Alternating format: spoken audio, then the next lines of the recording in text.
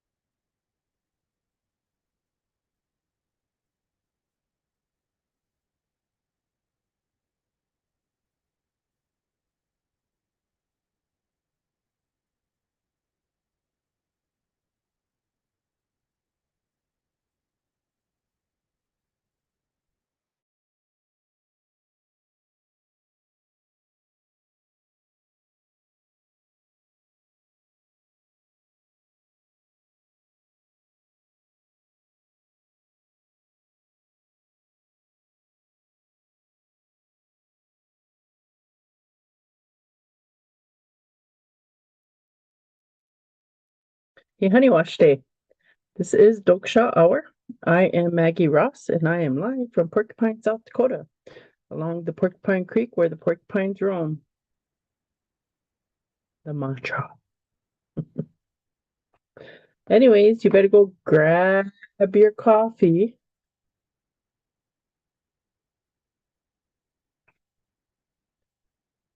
Today, our episode is Banishment, Darkness, and Due Process. What are we really protecting? This is going to take us into a long ferry of a tale from Wanblee to al-Fashir, naming the violence, naming the Washichu. And it's also we're going to move into talking about safe communities and selective punishment.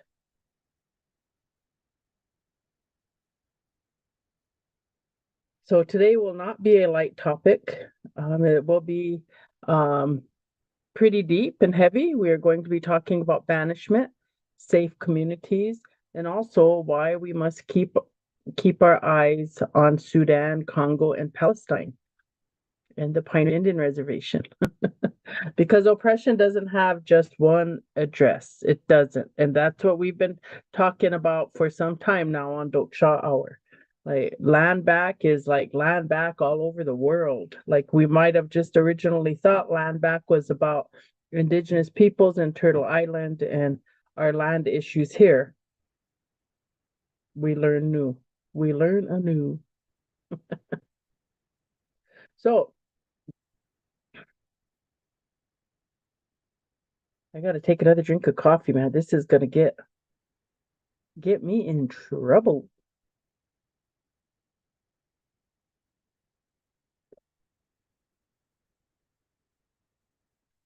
So those of you might have watched Tribal Council in Wanblee this past week. They were in Wanblee having Tribal Council on Tuesday and Wednesday. And then they moved their council to Pine Ridge and then failed to have quorum because they don't want to meet, I guess. It's hard, I guess. So what I wanted to talk about is, I mean, there was a lot of things on the council agenda, but what I want to talk about is banishment. So on October 28th, I think it was number three. Wait, no, might have been number 3 or 4 on the agenda. Before banishment was complaint. So there was a complaint filed against the treasurer, and that was dismissed. And then the next was banishment, and the council was provided with a list of people who were being banished. And according to uh tribal council, let me just let you hear it yourself. Let me just let you hear it yourself.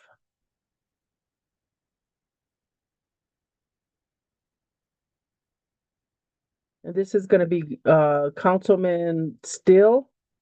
As soon as I can optimize my video sharing. Greenwell. So they can be held at AOF because it says any state, federal, or tribal jurisdiction. So if they're in a tribe and they were convicted, they went through the adjudication process. They were adjudicated thoroughly. If you guys remember the last meeting, we had Mr. Rico Brewer come in front of us. And we told him that we couldn't do anything about it because the language said no less than 5 years.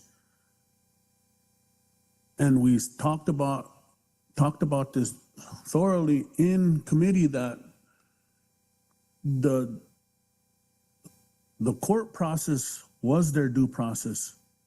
When they went to court and they were found guilty, that was their due process. And all we were doing was banishing them from the results of their convictions. So these were all convictions. The process was played out in all of them, federal, state, and tribal. And, you know, for someone to make it sound like we're the bad guys, I mean, you know, the people being wronged are the children out there. You know, tell that to this little 6-year-old boy his life was taken from him out number 4. There's still no justice from that. All these killings, you know, there was a triple homicide in my district, and that was meth related. Tell that to the parents of those individuals, or the children of those individuals. You know, this meth it's an enemy it's a faceless enemy that we're battling. So I'm not going to sit here and feel guilty about the things we're doing to clean it up. You know, our people deserve a safer community. In Manderston, we have gunshots going off every night, and we get elders calling. No cops show up. So our people feel defenseless out there. And this is something I pushed for a couple years. Some of these guys on this list are from my district. So I'm not going to feel guilty. But they did. Okay, so this sets our stage, right? So we hear right from Councilman Still that due process has been had as you've gone to court. So that's where due process was done. And all the tribal council is doing is just banishing you based off of the due process that was held in court. So everybody on the list that they were working through at that council meeting had to do with due process that was held. So the very next thing that happens, because at the council meeting, there was a couple things that happened. One, I mean, there are some women that spoke up. There are 2 women that spoke up about meth and bootlegging. And then there was one that talked about her son being banished. And so, excuse me.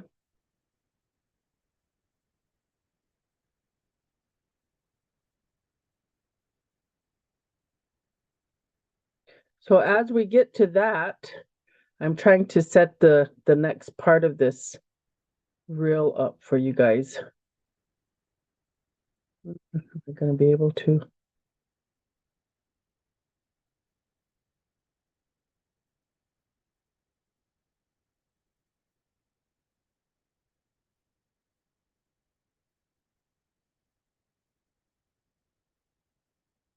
Okay, I think this is where it is.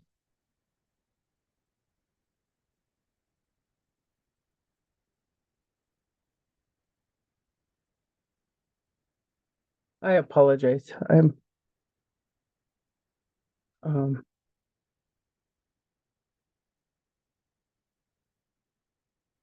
need to get back to here, and so I can share. And we are going to go back to the council meeting, and this is one of the ladies that speaks after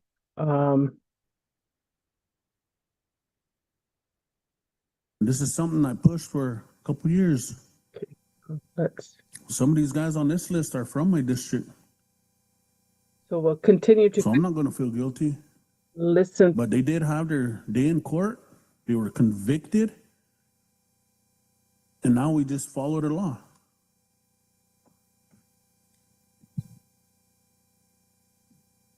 Councilman Greenwell.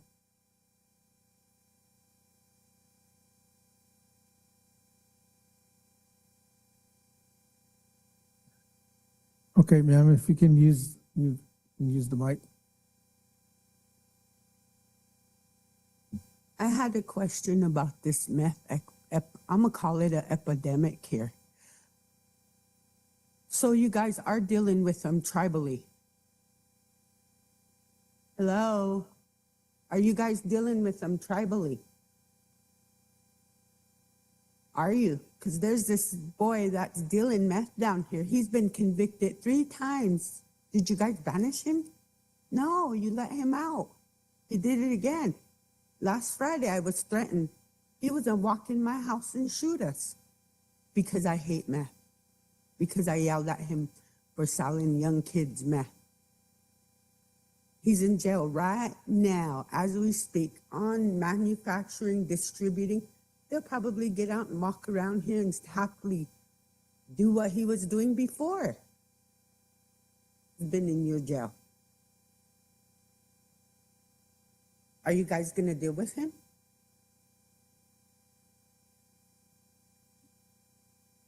Ma'am, that comes from our Attorney General's office to the tribe, so if you could get your information to our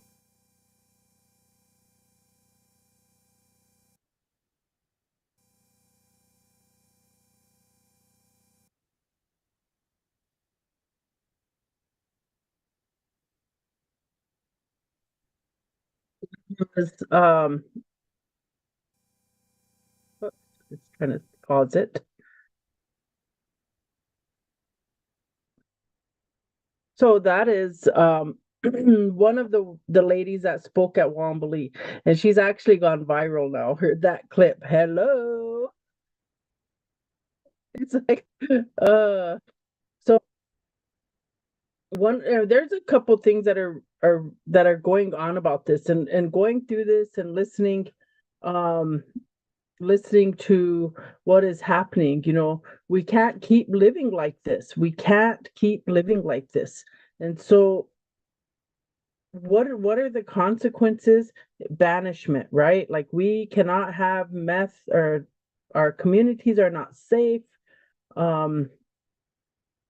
We're just living in terror and horror or whatever in our communities. And so we had 2 women from Wanblee speak up about this. One about bootlegging. She spoke much later in the day about bootlegging. And then there was another lady that came on and talked about her son who was banished. And she said, I came here to ask you for, so what used to happen, or what happens for most governments, is they do a citizen count. So how many people are in your area determines how much resources is allocated to your area. So the tribe has a census, and our enrollment office keeps track of all tribally enrolled people. They know their address, their most recent, whatever. They have that. They have a tribal program, tribal office that keeps track of that. Well, with that, prior to Bear Runner, it used to just be the census population. So if it said that there was only 18,000 people that lived on the reservation, that's what the tribe would get money for. And Bear Runner went and fought that and said that, during COVID, that they wanted to have them count every person that is an enrolled member. And so that increased the money that came in for COVID and for services. So when you don't live on the reservation, so if you get banished, they don't disenroll you, they just banish you. So they're saying 5 years, you have to leave the reservation for 5 years. Okay, you leave. So what the mother is saying, the money that comes in for that person should follow them off the reservation so that they can survive off the reservation once they're out of jail and trying to turn their life around or whatever. But she just made her statement and walked away. She was very angry.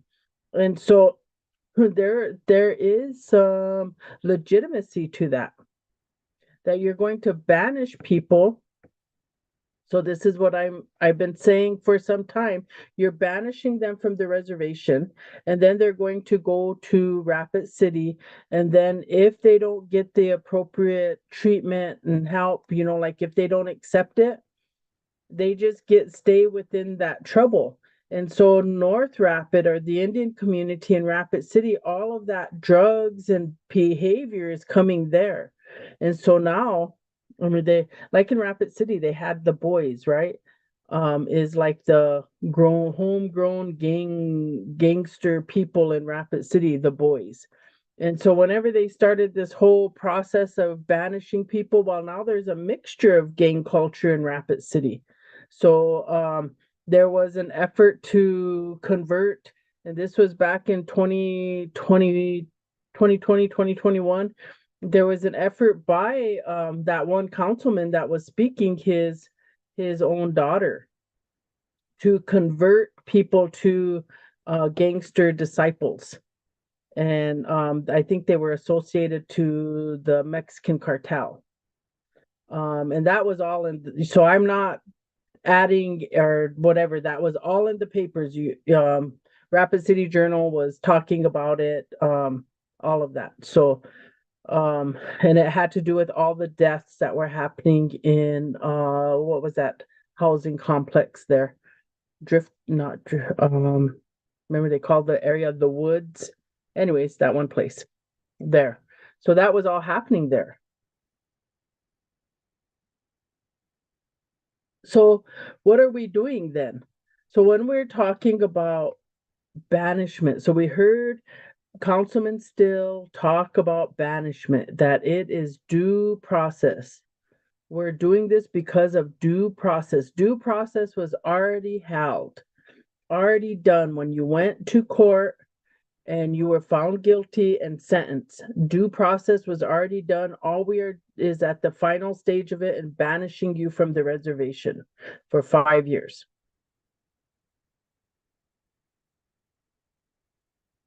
So there's a couple things in fairness, right? Like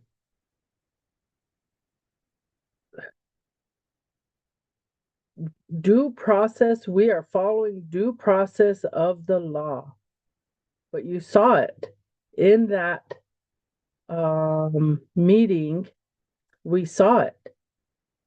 So due process is followed until it is not followed. So it's followed until it is not.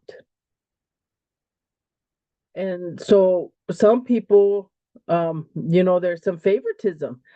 And people got mad at Kristi Noem, including myself, when she was talking about the cartels being on the reservation. And I think for me, it was like, how are they getting to the reservation, Kristi Noem, on your highways?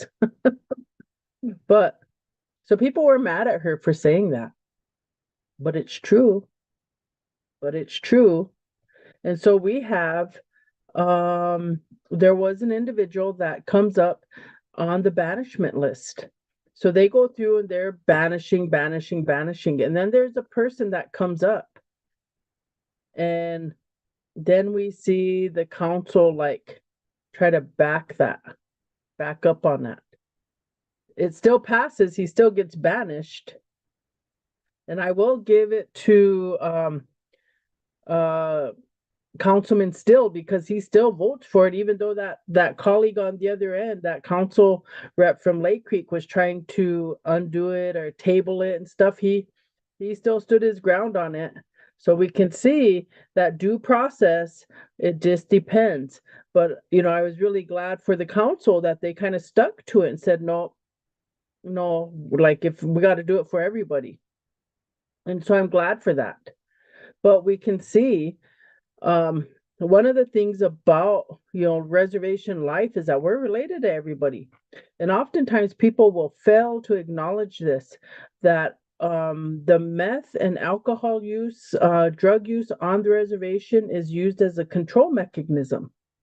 So if they can control us through, we're just going to keep voting for them because we become dependent on the drug, on the alcohol. We become dependent on it. And then there was a young lady who showed up in her defense. Let's watch that.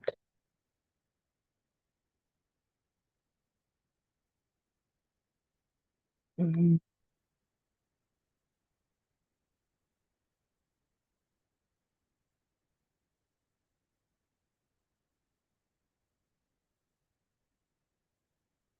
It's really close to the end.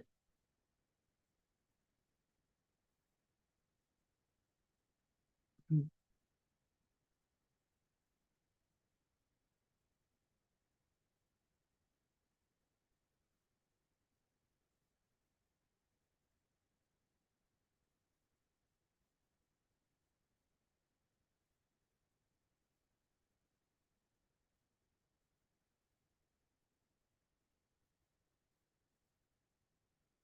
Okay, and I'm sorry for my bad technical skills here.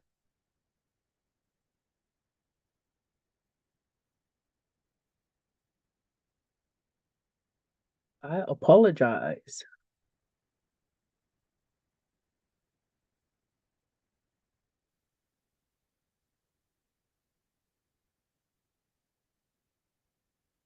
Or can you take a microphone?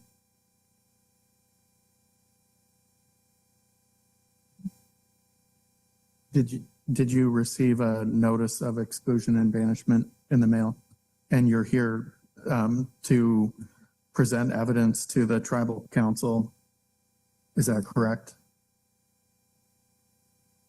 Yeah.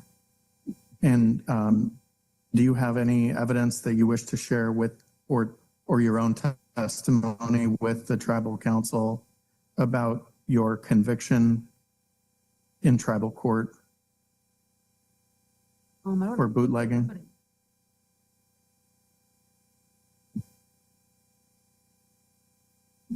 If you want to speak and make a statement or give your side, now's the time.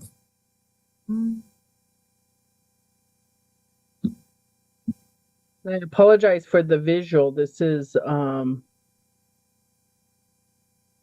KOLC's thing. Can you hear me? Oh. My name is Tara. I stand before the council on my behalf of my exclusion banishment for charges of bootlegging and sales and possession. I know what I did was wrong and took responsibility for the harm I caused my people. I just recently moved back from Rapid City, single mom with no money. I thought taking a simpler route would have to make some.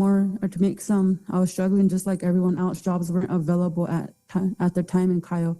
But realizing I was only hurting my babies, my oyate, and myself as a person can only learn from my mistakes and move forward. Personally, I'm a firm believer of breaking the cycle. Since the day I was pregnant with my son, I never wanted them knowing of any alcoholic parents, but I grew up on the reservation. I feel free here. My kids feel free here. They love being here with their papa. I was planning on them growing up here, wanted to enroll my 4-year-old in Littlewund and my 2-year-old in pre-K. I am taking GED classes at the OLC in Cayo, or right now at the adult offenders facility. I handed in job apps prior to my conviction, as well as having interviews at the cow grocery. If I was granted my halftime next week, my plan was to continue my GED, see if I can still get hired, help my father who's handicapped and does use a spigot to haul water, and resume caretaker of my kids. Right now, they're with their dad. With being said, tribal council, if you look past the banishment, I can and will show you that it was a one-time regret and mistake I'll never make again. Time away from my kids was the first and last time I ever want to be away from them.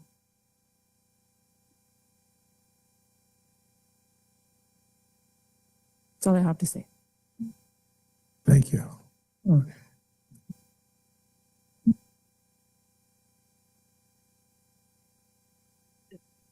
We'll see some interaction that will happen here with Councilman Standing Soldier. Councilman Standing Soldier from. I have to admit, you're the first bootlegger brought in front of us. What was your drink of choice that you sold to people? Tavarsky 100 proof. I had a 29-year-old niece die of alcohol abuse, Yeah. drinking the same thing that you were selling to our people. And I heard that whenever I went to court too, and I was gonna plead guilty. But not every bootlegger is the same. Some people just do it in order to make ends meet.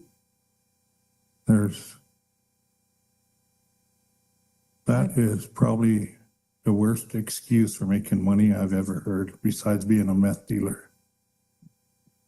We have issues on our reservation, and most prevalent one is our alcohol abuse. I had many people fall by the wayside because of alcohol. And for the pretty almighty dollar, is it worth it to do that to our people? No. I mean, you are one of us. Why would you hurt the blood that flows through you?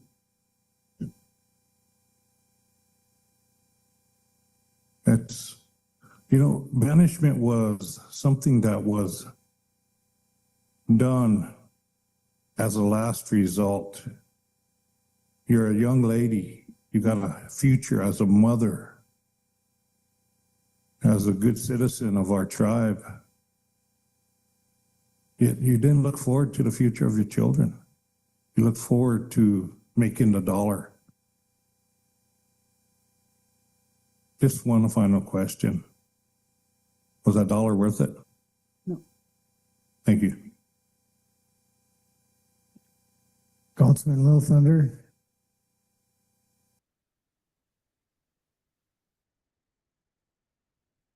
So that was a that was hard. Like, I sat there and I listened to that, and I had compassion. I had compassion for her. Because reservation life is hard. Trying to find a job is hard. You have to, have connections sometimes, and even that, sometimes your connections can't get you a job. It's a tough system. And so listening to that, and even, I commend Councilman Standing Soldier, because he kind of stuck to that. And even though it was probably hard for him too, to do such a thing, because she was young, and she's got children and all of these things, but yet to stick to that level of accountability, saying, what's going on. So that was really, I really felt bad, because they did banish her. They still banished her, even though she came, and after she finishes her sentence, she's sentenced to 1 year. And then after that, then she has to, leave she's banished from the reservation for 5 years for bootlegging. But we have to draw lines now. We have to say. And one of the things I thought about Councilman Still, he was saying that some of these people are even from my district, but we need to deal with it. So they were banishing. And yeah, people probably have some other kind of thing or opinion about why Councilman Still is doing that, sticking to the banishment and banishing people from his own community. But at the same time, it's at some point we have to have awareness, like what Councilman Standing Soldier said. How can you do that to your own blood? There's something going on, and we need to stop it. And so stopping it is this. like saying this is what's going to happen. And so watching that play out and watching that young girl go through that, and still, even though she showed up, they still said, we have to banish you.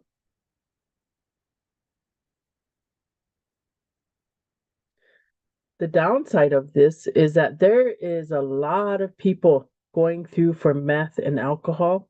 You can go to the AOF page and you can see people being picked up for bootlegging or distribution, and that.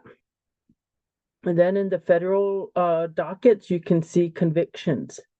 And so one of the things is I've been wondering is who goes on the list? Who is on the list? Because there are a lot of people. So who first is going on? Is it our people who are not so connected and not the families where people are connected? Because we have large families on the reservation who are involved in distribution, who have been convicted of distribution of meth. We have people in these big families that have done that, and they're still doing it, but nothing is happening. So that's my question. I gotta plug my computer in. It says plug me in. I thought I was charged, but I forgot my Takoja girl got on my laptop jamming out to her music. So I gotta plug in here and see.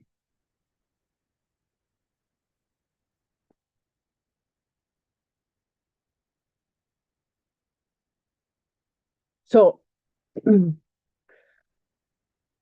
so then our question is it just banishment or is there services provided?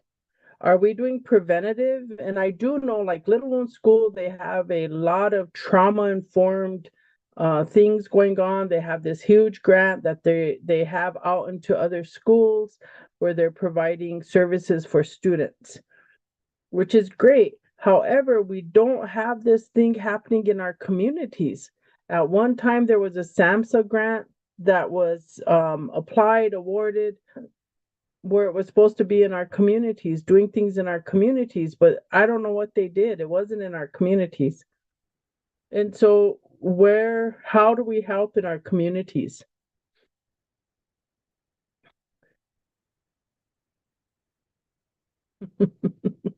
So where do we do that? Is there services? Is there preventive services? What are we doing? How are we promoting it? It used to be, I mean, everything is put on the schools. It's the school's responsibilities, but the school cannot fix the community. The school cannot fix the family. The family has to fix itself. So how do you fix your family? Well, you have to start sobering them up. You have to start giving them hope and opportunity. And we live in a great, great depression. Life on the reservation is hard. It's hard for people. I know. I grew up through all of these processes. I do not come from a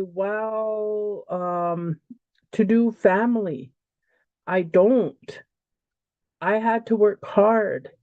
And even where I am, getting my education and stuff, that never helped me.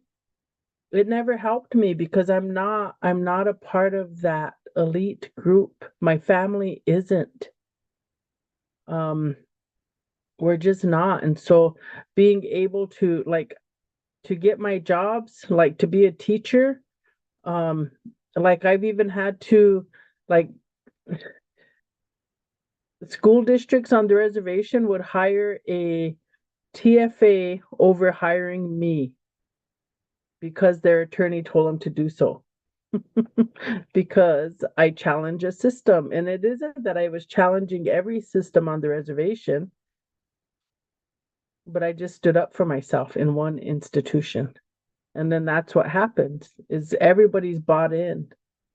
And even when they say like the their American Indian movement, nah, that's all bought in too. It's all connected. People infiltrate and so things are not as pure as we would hope or think or believe. So our council says we follow due process, but due process that bends for certain people is not due process. It's a proximity of power.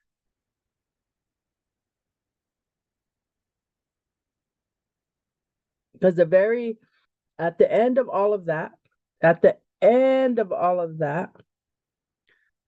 the reason I was at that council meeting was to support my mother and my misu, my little brother.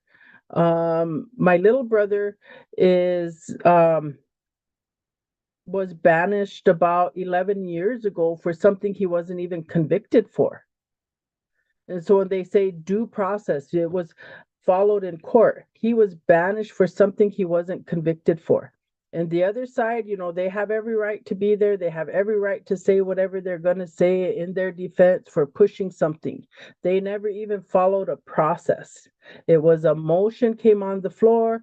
He was never afforded a hearing, nothing. All they did was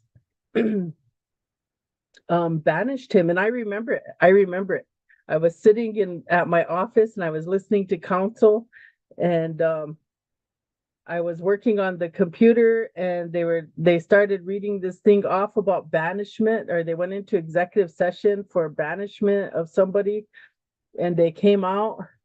And so I'm listening, and I remember just stopping, because then they banished Shane Montgomery, and that's my little brother. And I'm like, what?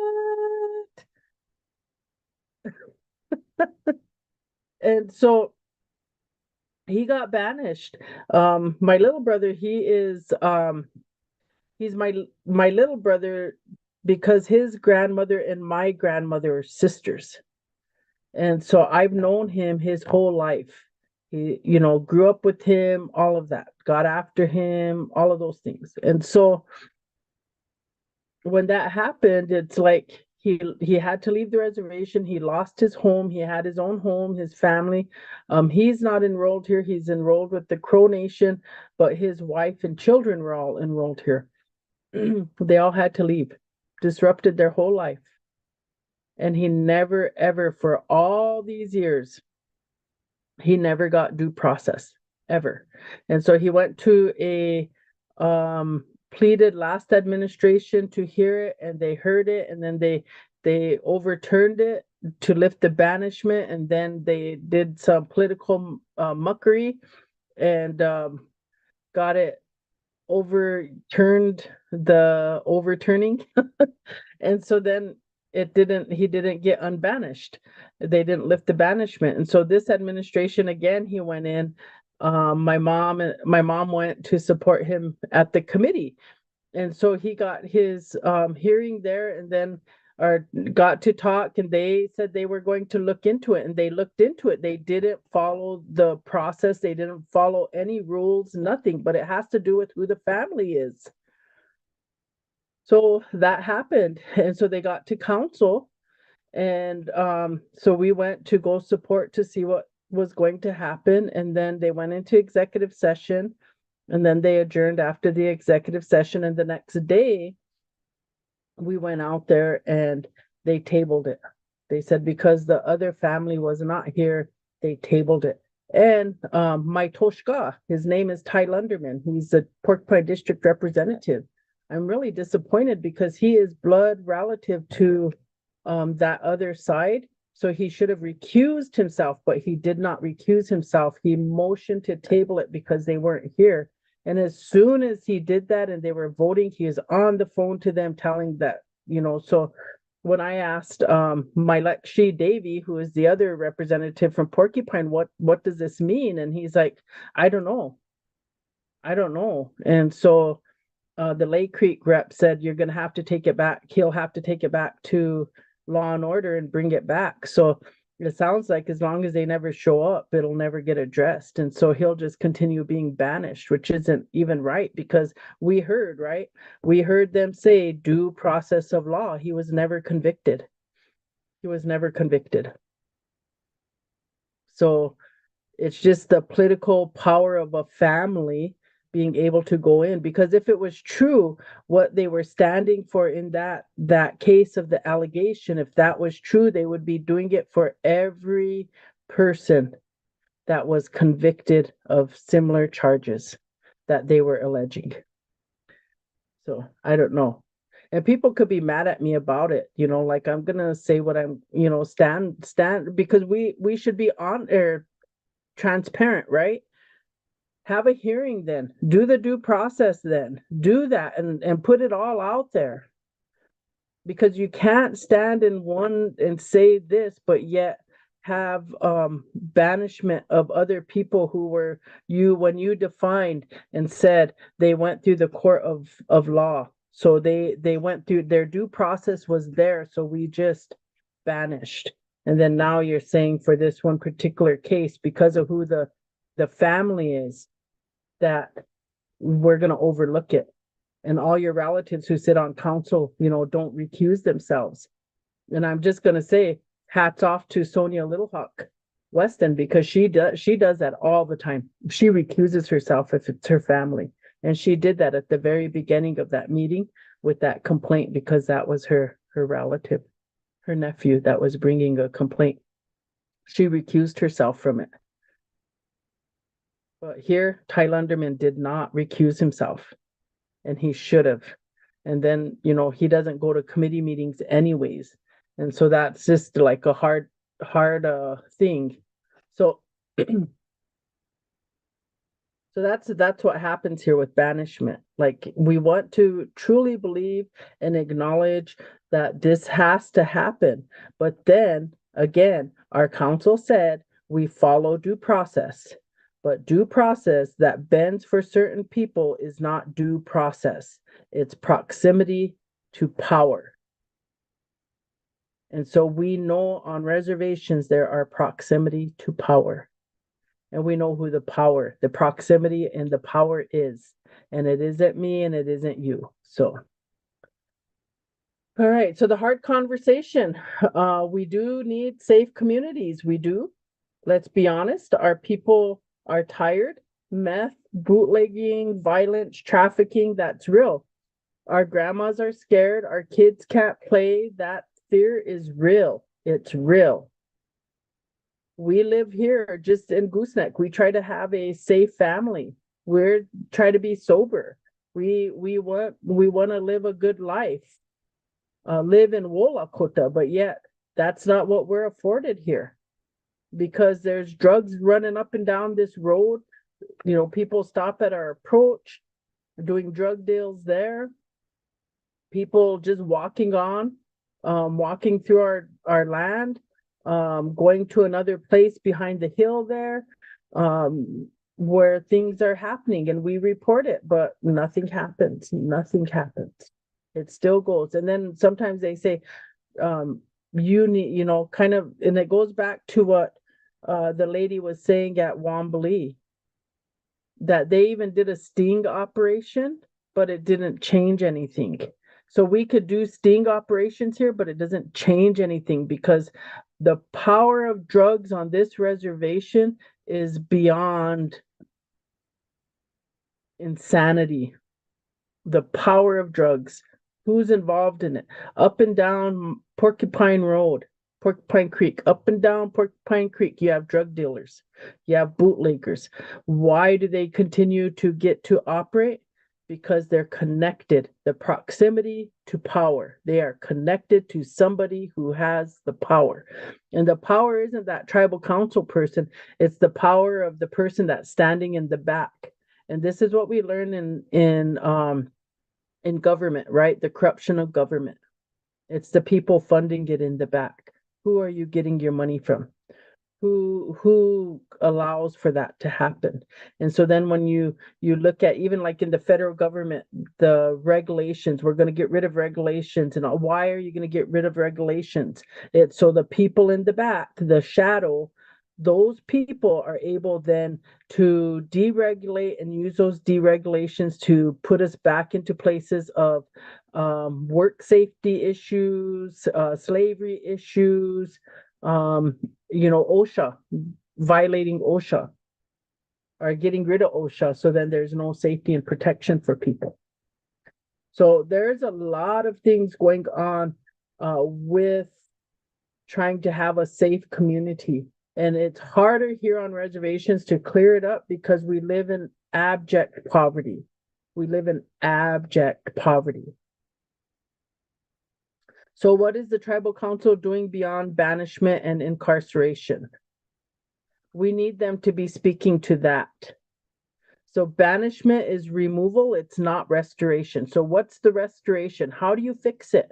If we only remove people but don't heal the conditions, we will be banishing forever, forever and ever. We will be banishing. Because they say you pull one out, 5 more step into that place. So you had this one meth dealer or this one drug dealer, you pull them out and 5 people stepped into the need. So now you have 5 people. And each one of these is going to be attached to 5 people. So it's something you're not going to be able to do. So how do you change it? How do you do restoration? You get them back involved in a positive way in the community. Once they serve their time, once they do those things, you help them heal. We all need to find healing, or we need to just banish everybody. That's just how it goes. You know, council should be banishing themselves as well. I know, little bit extra there.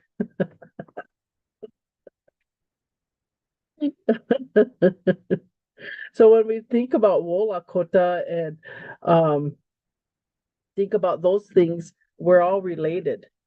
We're all related here. Wola Kota, Midakuye Oyase. We're all related. And we have a responsibility to each other. And as families, we need to be holding each other accountable. I still go back to thinking about the 90s, the late 80s and 90s, where all of this shifted. Because I remember growing up that any one of my relatives or community member that saw me misbehaving could correct me. And they would tell my mom. And then my mom would correct me. So people watched you, what you were doing. And then at some point it became mind your own business. So that mind your own business has really done us in. Because our accountability then, like families start turning on each other within the family, turning on each other. And so maybe those like family banishment issues started to happen. You know, they we broke up, our family split. I don't know, but that mind your own business has really been detrimental to us. And we still do it today. I'm minding my own business. I'm just going to stare at that wall over there. I'm not going to look because that doesn't have anything to do with me. I just need to do what my family, take care of my family. And because we're in that mindset, we have seen a lot of harm. And some people really are fortunate in their mindset. I'm just looking out for my family, my own family, whatever. And then they go up the ladder and all of these good things. But then they get to take for themselves and go up. And then everybody around stays, you know. So depression, all of those things affect us in our behavior. But we don't address behavior. We want to address, I don't know what we want to address. So, as you know, all these people getting banished, they're all gonna eventually have a return, you know, a re-entry. So what's gonna happen with that? They just come back. So 5 years is up. So then they're just back on the res. Do we say, hey, you need to, you know, is there a re-entry program to the reservation? You know, what is it? What's gonna happen? Do we have peacemakers? Do we have anything that goes? Are we training anybody to be peacemakers in families, in cycles, and circles?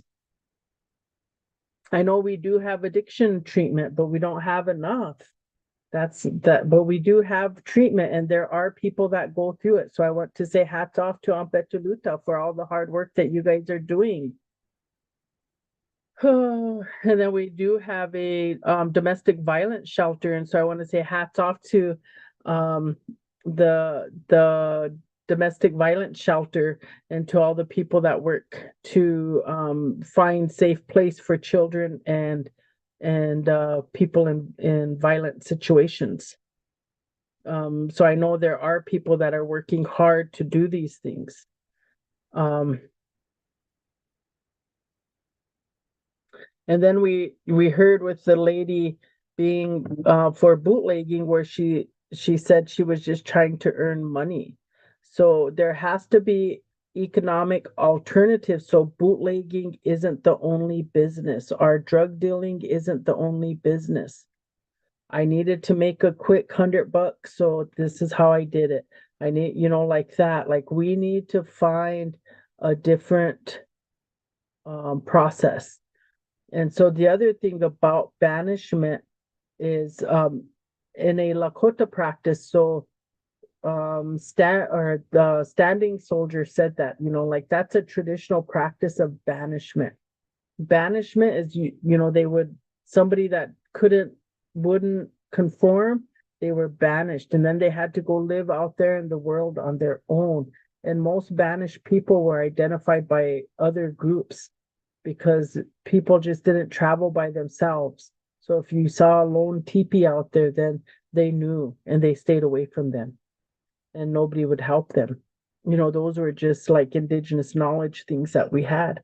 And so do we continue in that? Because then we're banishing all these people, then we're up fighting for them in Rapid City because of the harsh treatment there. And so there's some things, we got to think about.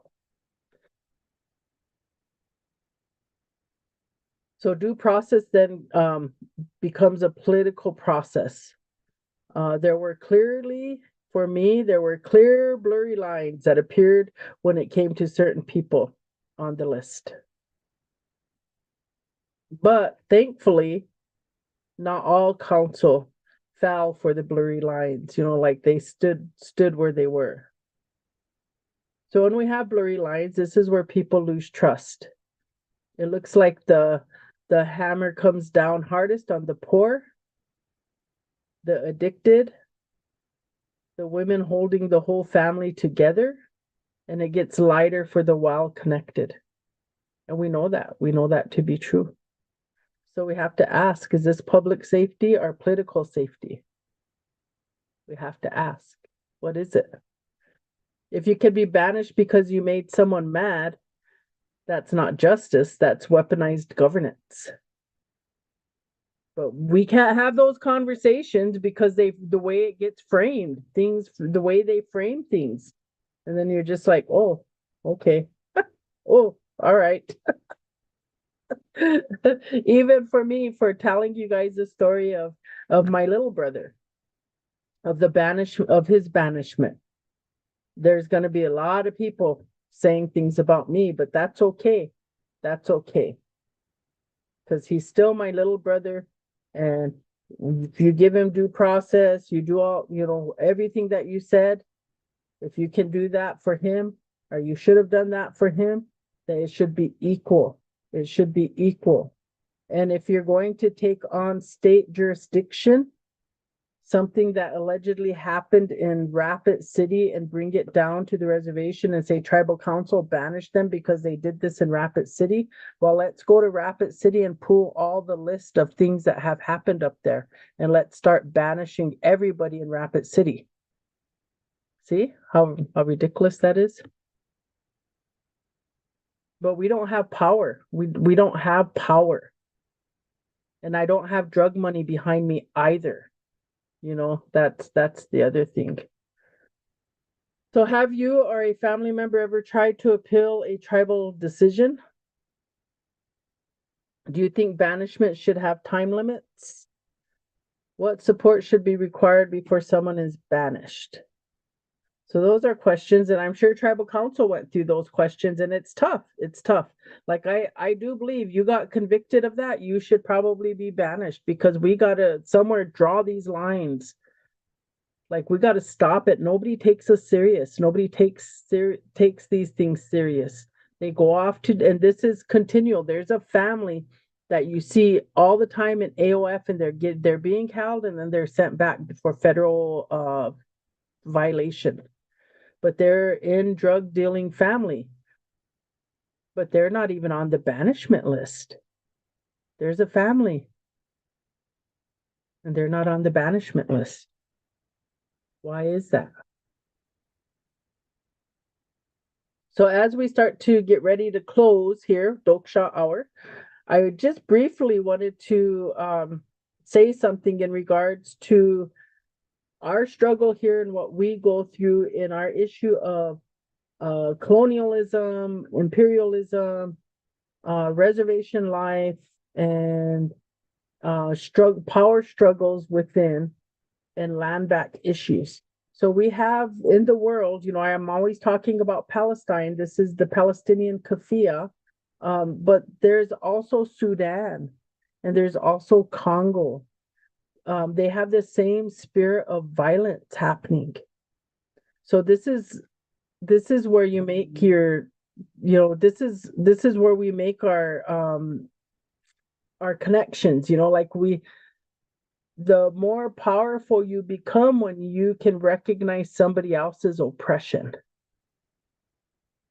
So I don't want us to think Palestine is the only story of genocide right now. In Sudan, just recently, in a place called al-Fashir, I think that's how you say it. There is like this mass killing that's happening there. And recently there's been these satellite images, and the satellite images you see of this community of al-Fashir, anyways, that you see, it's just like blood all over the land. That's a big blood stain. And all of this fighting is over who controls Sudan. So Sudan used to be a British colony, and then it goes back and forth between these power struggles within Sudan. And so to me, that's very similar. It feels very similar to reservation life, like the power struggles between the haves and the have-nots, or the traditionals and non-traditionals, like that power struggle. And that's what's happening in Sudan. And so it's military power struggle over who controls Sudan. And they've gone into this community called al-Fashir, and they just annihilated people. It's just horrible. Just mothers, children. There's like images of them hanging, a mother with her children. It is horrible, people. And this is in Sudan. Sudan is in Africa, on the continent of Africa, if you didn't know. And all of this is backed because there's gold in Sudan. And so they talk about the UAE, the United Emirates of Arabs, that they are funding a good majority of this infighting because it's their goal that is building the city of Dubai. So now there's this push to boycott Dubai and the UAE. So the UAE is becoming Israel in this context. Like they're up there on the same. There's UAE, Israel, and the United States. They're on this genocider list. And then we have Congo. Congo is the enslavement of children as young as 7, 5, 6, where they're putting them in to dig these cobalt mines. And then they're starving. So Sudan and Congo, they're also starving them. They don't they don't have enough water, all of these things. So in Congo, in Sudan, there's a silence. There's silence has been for a very long time. It's what they would say, a long silence. Because the people dying are African, brown, indigenous, and the West benefits from their minerals, their land, their labor. So Trump, he wants to go to Nigeria, and he wants to go and bomb and mutilate, unalive everybody there because of the white Christian. He's saying that the white Christians are under attack. So he's going to go over there and obliterate Nigeria. So this is Africa. This is the African continent. We have no business over there, but this is what we're going to do. Why? Because everybody is after the minerals. Africa has a lot of minerals that the world needs. China needs, Russia needs, Great Britain needs, France needs, America needs. Everybody needs those minerals there. And so they create, even the Arabs need the minerals there. And so who is getting sacrificed? The Palestinians, the Sudanese, and the Congolese. They're the ones getting sacrificed. And the indigenous people in America get sacrificed. We're the sacrificial lambs for the bloodthirst of colonialism and occupation. That's the truth.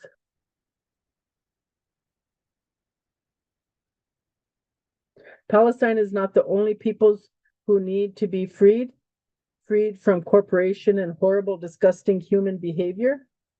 They're not.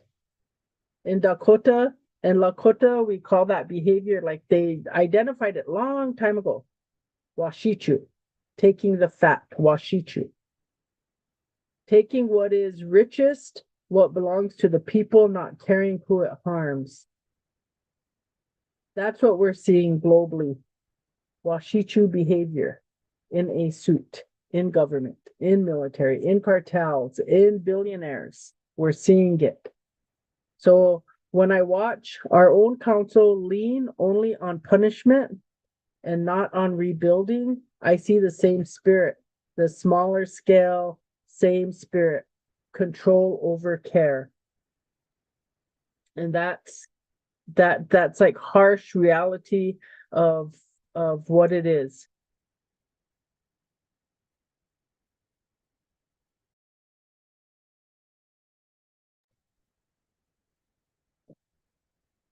So as we wrap up, then we talk about the supply chain of harm. We need to name it. The drugs and alcohol come from somewhere. They come from somewhere. Where do they come from?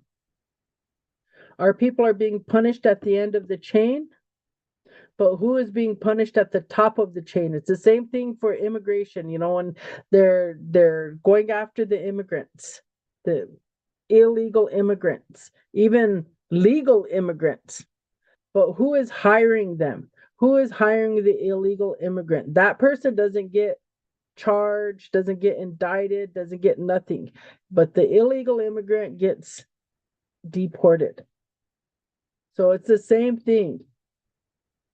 Who is being punished at the top of the chain? Nobody. Drug cartels? Nope. Government cronies? Nope. Billionaire class? Nope. Non-native profiteers on native land? Nope. They want all of our lands and they don't care what it costs. That's the truth. This is why it feels like a vacuum of darkness, evil, and entrapment, because the punishment is at the bottom and the profit is at the top.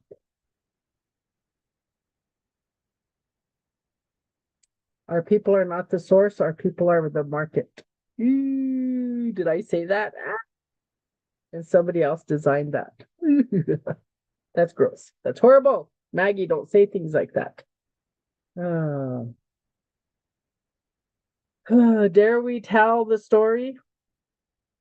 Do we dare tell the story and name the behavior of greed, power, lust, and control? Do we?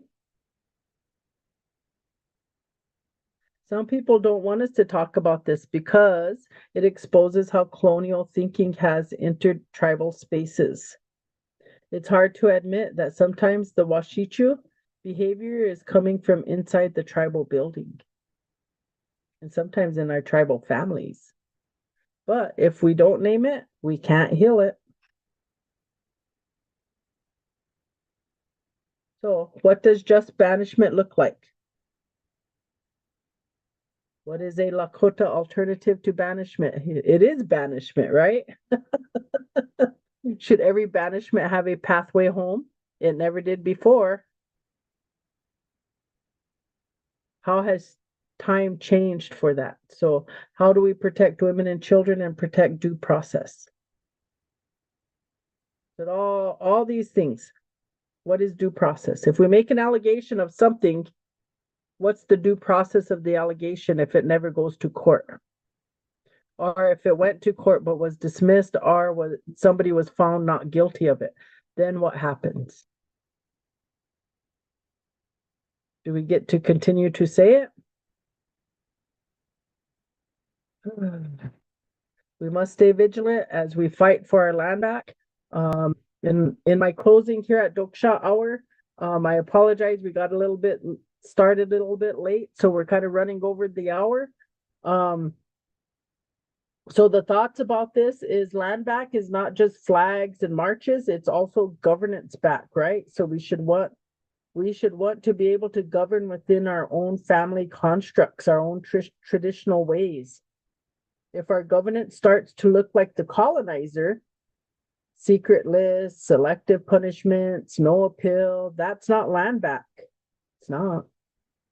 Our ancestors banished people only when the whole community agreed that person was a danger.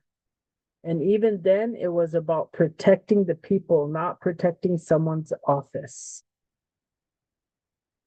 or their paycheck or their bottom line or their pocket, right? What can we do as people? We should be attending council meetings, especially when they're in communities like Wanblee. There was a good presence there too. And I want to thank the Wanblee people who came out, my relatives who came out in Wanblee to speak out and speak up to council about these issues. We should be asking for the written banishment policy plus the appeal process. So that was something that I think Councilwoman Little Hawk Weston said. Why is it we need to be taking this out into the public, into the people, give it to the people? Where are the funds for treatment, recovery, reentry? So we know there are monies. How much money is that? How effective are we in that process? So we need reporting. We need them to tell us these things. If someone like the lady who was getting banished for bootlegging, if she has a full recovery and turns her whole life around, then does she get, does she come back? How do we allow her to come back? We should be supporting the Sudanese, the Congolese, and the Palestinian journalists who are telling the story. These people are not being recognized. And so it's only like CNN, who's bought by the billionaire class, Fox News owned by the billionaire class, those MSNBC News, everybody owned, the media is owned by the billionaire class. So they are not telling us what we need to know, or it's all a spin and propaganda. So we want to know that. All right. I'm sorry. I told you guys this was going to be a deep, heavy Toksa Hour.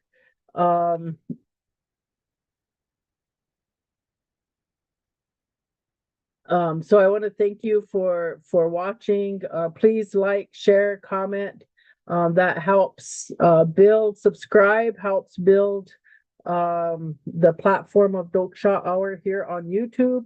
And again, we're in the rebuilding process.